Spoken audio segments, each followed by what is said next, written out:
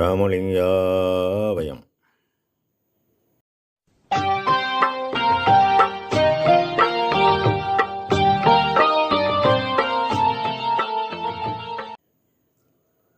அருட்பெரும் ஜோதி அருட்பெரும் ஜோதி தனிப்பெரும் கருணை அருட்பெரும் ஜோதி எல்லா உயிர்களும் இன்புற்று வாழ்க. வள்ளல் மலரடி வாழ்க வாழ்க. திருச்சிற்றம்பலம். அருட்பெருஞ்சுதி ஆண்டவரின் பரிபூரண அருளை பெற்ற அருட்பிரகாசம் பெருமானின் திருவடிகளை மனமொழிமையால் போற்றி பணிகின்றேன் தயவுடன். நாம் செய்த செயலின் விளைவாக இன்பதுன்ப அனுபவங்கள் யாவும் வந்து கொண்டே உள்ளது. அவ்வாறு வருகின்ற துன்பம் யாவும் பொறுத்து எல்லா உயிரும் இன்பமாக வாழ எண்ணி நாம் செயல்பட்டாலே நமக்கு ஆன்ம லாபம் கூடும். நம் பெருமான்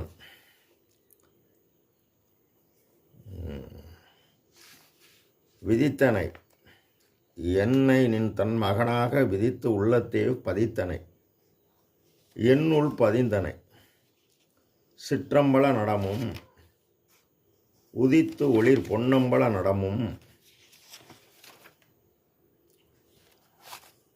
ஒருங்கே எனக்கு கதித்து அழியாமையும் இன்பமும் கைவர காட்டினே என அனுபவ சித்தி 2வது பாடலில் பதிவு செய்கின்றார்.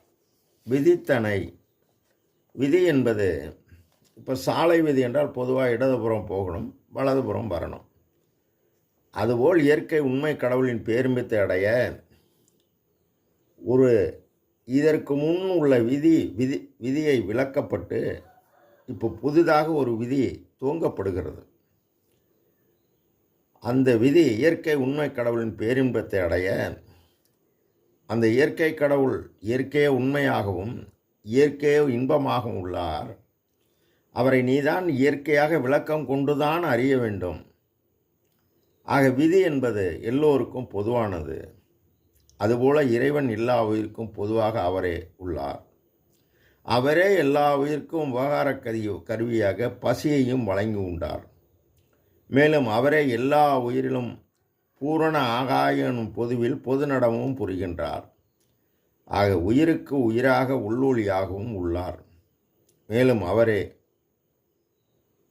தன்னிய மதியே தனித்த செஞ்சுடரே சாத்திய சத்திய கனலே உன்னிய ஒளியே ஒளிக்குள் ஓர் ஒளியே உலகலாம் தலைக்க மெய் உள்ளத்தே நன்னிய விளக்கே எண்ணிய படிக்கே நல்கிய ஞான போகமே புண்ணிய நிதியே கண்ணிய நிறையே பொதுநடம் புரிகின்ற பொருளே.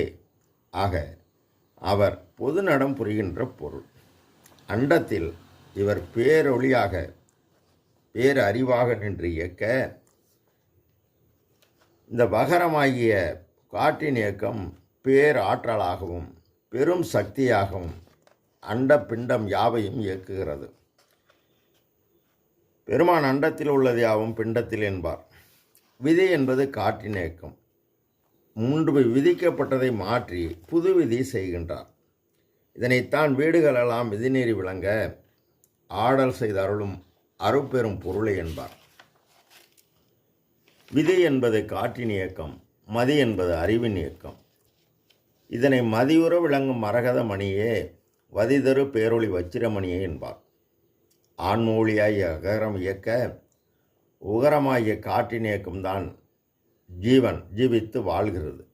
விதி அதாவது காற்றின் இயக்கம் என்ன செய்கிறது என்றால், ஓவாது உண்டு படுத்து உறங்கி உணர்ந்து விழித்து கதை பேசி உடம்பு நோவாது உளமுடக்காது ஓஹோ நோன்பு கும்பிட்டே தினசரி செய்தாலும் நம் பெருமான் கூறும் நோவாத நோன்பு நோற்றால் சாகாவரமும் சித்தியல்லா தலைத்த நிலையும் சுத்த சன்மார்க்க சங்க மதிப்பும் பெறலாம்.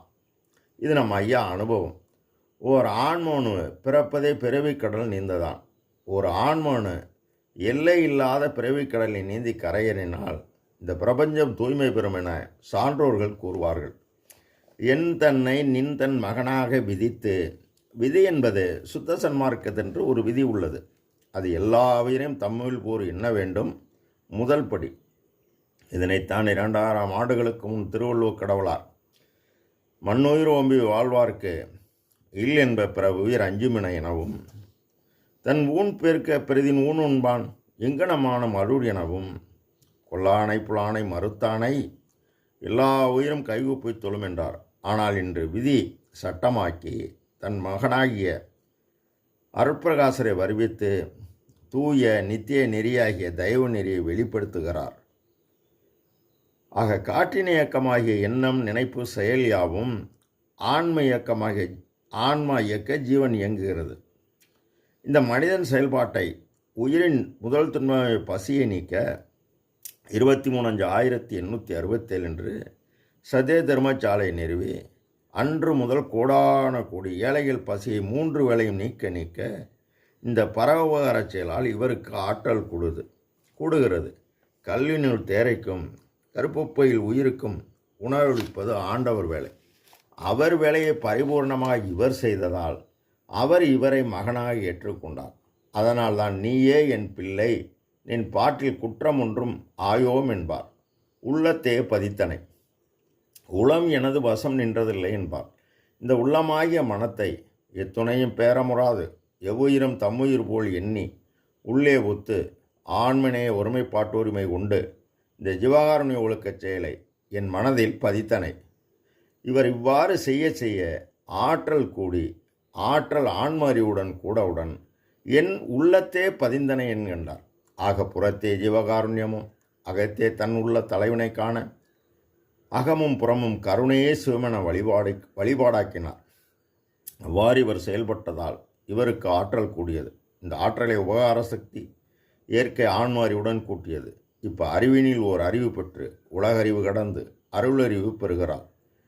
இது பிரகாசத்துள் பிரகாசம், கடவுள் நிலை, அருள். அதனால்தான் அருளறிவு ஒன்றே அறிவு, மற்றெல்லாம் அருளறிவு என வகுத்தமை சிவமே என்கின்றார். அவ்வாறு உயிர்கண்ணின் அருளறிவு பெற்று பொருள் புகழாதியை விடுத்து இறைவனை எண்ணி எண்ணி கல்லாய மனம் கரைந்து ஜீவனில் வேதமற்று ஆன்ம நெகிழ்ந்து ஊற்றலும் கண்ணீர் அதனால் உடம்பு நனைந்து ஏங்கிய நிலையில் அவரே இவர் இரக்கம் கண்டு இறங்கி வந்து தன்னையே இவருக்கு தந்து அருள் ஒளியால் வேதியியல் மாற்றம் செய்கிறார்.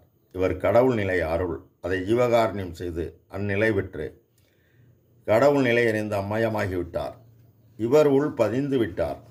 தானே அருளானான், தானே பொருளானான், தானே எல்லாமுள்ள தானானான், தானே தான் நானானான், என்னுடைய நாயகனானான். ஆக சிற்றம்பலனிடம் நீ செய்த பரோபகார செயல் நாதம் ஆண்மறிவுடனும் ஆண்மறிவு விந்துவுடனும் கூடினால் சிற்றம்பல காட்சி. சிற்றம்பல காட்சியுடன் அருள் ஒளி கூடினால் பொன்னம்பல நடனம். இதை அனுபவ மாலையில் திருக்கதவும் திறவாயோ திரைகளெல்லாம் தவிர்த்தே திருவருளாம் பெருஞ்சோதி காண்கிறார். அடுத்து மணிக்கதவும் திறந்து மரப்பையெல்லாம் தவிர்த்து மாற்றறியா புன் நின் வடிவம் காண்கின்றார். அடுத்து உரை கடந்த திருவருள் பேரொளி வடிவை கலந்தே ஒட்டாத பெரும்புகம் பெற்று ஓங்கியுள்ளார். ஓங்கி ஒருங்கே எனக்கு இவர் மட்டும் கடவுள் நிலையறிந்த அம்மாமாகி உள்ளார். இதனை திருத்தமிகு வேதாந்தமுடு சித்தாந்த முதலாம் திகழ்கின்ற அந்தமெல்லாம் தேடியும் கண்டறியா ஒருத்தனை உள்ளொளியை ஒளிர் உள்ளொளிக்குள் ஒளியை உள்ளபடி உள்ளவனை உடைய பெருந்தகையை கண்டு கனிந்து கலந்து நாம் மேலேறி கூறுகிறார். கதித்த அழியாமையும் இன்பமும் கைவர காட்டினையே. கதி என்பது நிலை, படிநிலை வளவாய் பதநிலை வளவாய் கடந்து இவன் ஆர்ம அறிவை கொண்டே தன் தலைவனை தன்னுள் கண்டு காற்றாலே புவியாலே ககன மதனாலே கணனாலே புனனாலே கதிராதியாலே கூற்றாலே பிணியாலே கொடை கருவியாலே கோளாலே விரவியேற்றம் கொடும் செயல்களாலே வேற்றாலே இங்காண்டும் இழியாதே விளங்கும் மெய்யளிக்க வேண்டுமென்றேன் விரைந்திழைத்தான் எனக்கு ஏற்றாலை இழிவென நீ நினையாதீர் உலகீர் இந்த அருட்பெருஞ்சோதி இறைவனை சார்வீரேன் என்றார். ஆக சார்ந்து அவர் கூடியபடி செயலவிட்டால் மரணவிழா பெருவாழ்வில் வாழ்ந்திடலாம். கண்டேன் பொய்புகளேன் புனைந்துரையேன் சத்தியம் செய்து சொல்கின்றேன் பேரின்ப வாழ்வு பெறலாம். எனவே நம் பெருமான் கூறியதை 100% பதில்களில் நம்ப வேண்டும். செயல்பட வேண்டும். அப்பொழுதுதான் இது காரியமாகும். ராமலிங்காபயம். திருச்சிற்றம்பலம்.